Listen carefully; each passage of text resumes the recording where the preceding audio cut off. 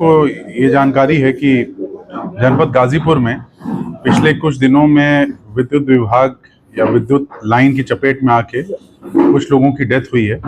इसमें प्रमुखतः एक लाइनमैन की डेथ सैदपुर में हुई थी। उसके साथ ही कल भी सैदपुर क्षेत्र में एक डेथ हुई है, जिसमें एक जो सबमर्सिबल पंप है उसका कनेक्शन जो है उन्होंने अंदर अपने तार से लगा के हैंडपंप से जोड़ते हुए टुल्लू पंप को जोड़ दिया था, जिसके कारण जो है मतलब बिजली की चपेट में आके उनकी डेथ हो गई। तो इसमें मेरा दो तीन चीज़ें कहना है। पहली चीज़ है कि बरसात का वक्त है, तो जनपद गाजीपुर की समस्त जनता को ये जानकारी होनी चाहिए कि बिजली और पानी ये दोनों आपस में मिलके काफ़ी घातक हो सकते हैं। इसलिए जहाँ जहाँ पर भी तार नीचे लटके हैं या इस तरह की स्थिति है, तार लूज हैं, आप संबंधित बिजली विभाग के अधिकारियों को बताइए। इसके लिए एक हम लोगों ने टोल फ्री नंबर भी जो कंट्रोल रूम बना के घोषित कर रहे हैं, जिसका नंबर है 9453047253। हम फिर से रिपीट करेंगे 9453047253। तो कहीं पर भी अगर नंगा तार है, कहीं पर भी लटका हुआ तार है, कहीं पर भी ऐसी स्थिति है जहां पोल नीचे गिरा हुआ है या पानी भरा हुआ है पोल के पास, तो सबसे पहले अपने आप को दूर रखें और दूसरा बिजली विभाग को सूचित करें।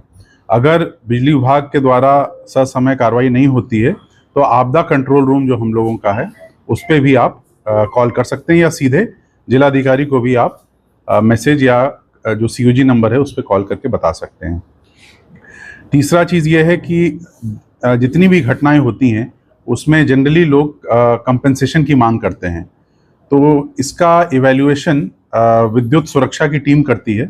विद्युत सुरक्षा ये जांच करती है कि जो घटना हुई है उसमें विद्युत विभाग की जिम्मेदारी है या जो उस नागरिक की जिम्मेदारी है।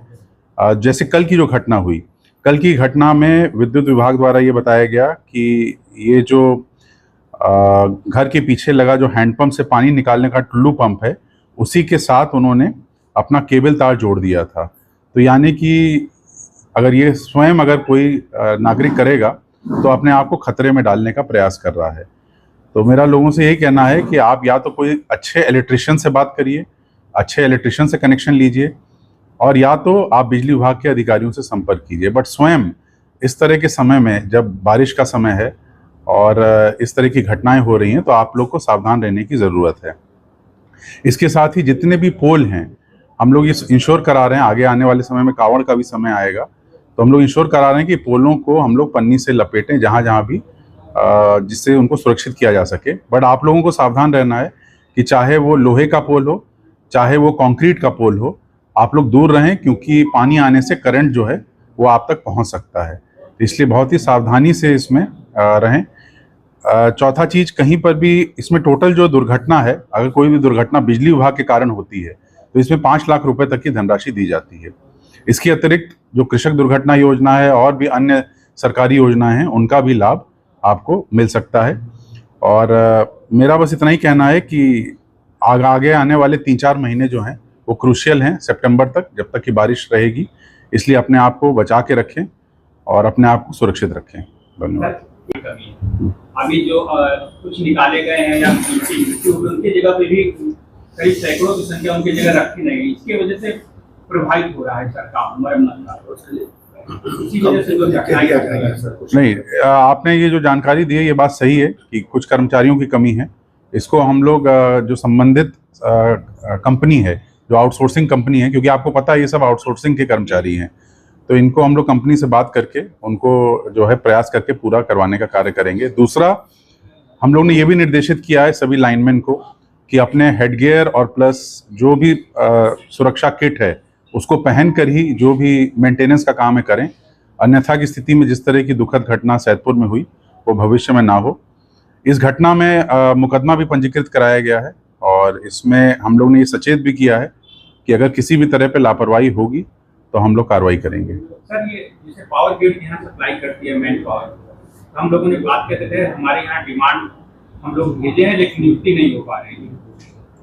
आपने जानकारी दी है, ये मेरे भी संज्ञान में है। इस पे हम लोग जल्द ही बात करके डिस्कॉम से इसको रिजॉल्व कराएंगे। सर, जब सुरक्षा की बात हो रही है तो ऐसे में कई ऐसे मकान हैं जिनके ऊपर से हाई टेंशन तार गुजर रहे हैं और हाल ही में न्यू कॉलोनी है रजदेपुर में, वहाँ पे बच्ची हाई टेंशन तार से अपनी छत पर जाके टच करने से जुलस गई। तो ऐसे में किस तरह की स्थानांतरण की बात हो रही है सर, वहाँ से हटाने की या जो? देखिए, इसमें बड़ा ही स्पष्ट नियम है। नियम ये है कि अगर कोई हाई टेंशन की लाइन किसी आबादी के आने से पूर्व की बनी हुई है तो अगर उसकी लाइन शिफ्टिंग करनी है तो डिपॉजिट वर्क में धनराशि जमा करनी होगी उस बिल्डिंग के जो संबंधित मालिक हैं और तभी लाइन शिफ्टिंग होगी। दूसरी बात, अगर लाइन बाद में आई है तो लाइन शिफ्टिंग का जो भी धनराशि का व्यय होगा वो बिजली विभाग द्वारा किया जाएगा।